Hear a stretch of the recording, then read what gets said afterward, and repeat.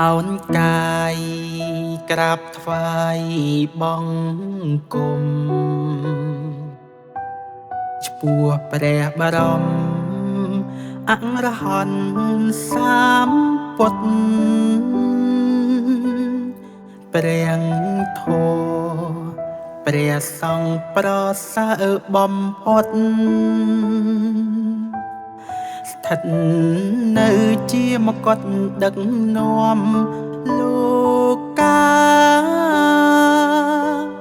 ក្នុងឱកាសដ៏មហាបវរសូមអបអរបន់មៀងខៈបូជាថ្ងៃពេញបរមីច័ន្ទរាំងភ្លឺថ្លារាំងស្មីអង្គចាយប់15កើតជាថ្ងៃដែលរំលឹកព្រឹត្តិការណ៍ទាំងឡាយដែលកើតមាននៅក្នុងព្រះពុទ្ធសាសនាទីមួយទ្រង់ដាក់អាយុសង្ខារកំណត់ជន្មាបរេនិព្វានទីពីរប្រជុំចតុរង្គសន្និបាតប្រទានឱវាទបាទេមក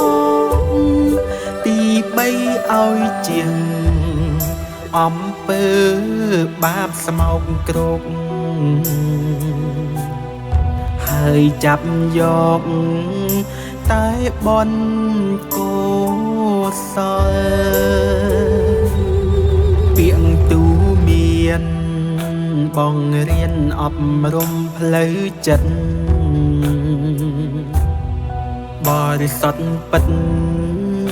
ជាងឆ្ងាយគេលេះ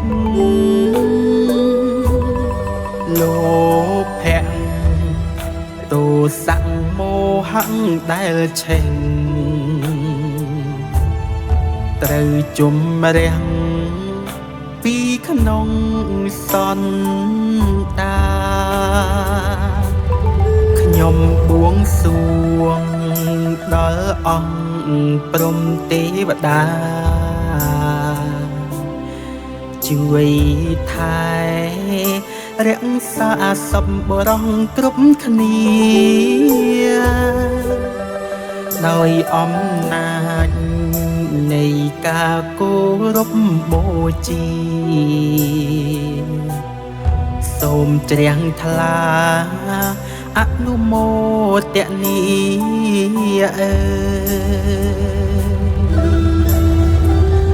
សូមឲ្យព្រះពុទ្ធសាសនារុងរឿងចម្រើនសូមឲ្យព្រះពុទ្ធសាសនាផ្សាយទូទៅពេញសកលលោកសូមឲ្យលោកទាំងមូលបានប្រកបដោយសន្តិភាពព្រះសក្យមុនីសម្ពុទ្ធទ្រង់ត្រាស់ថាណដ្ឋិសន្តិបរំសុខੰពុំមានសេចក្តីសុខដទៃ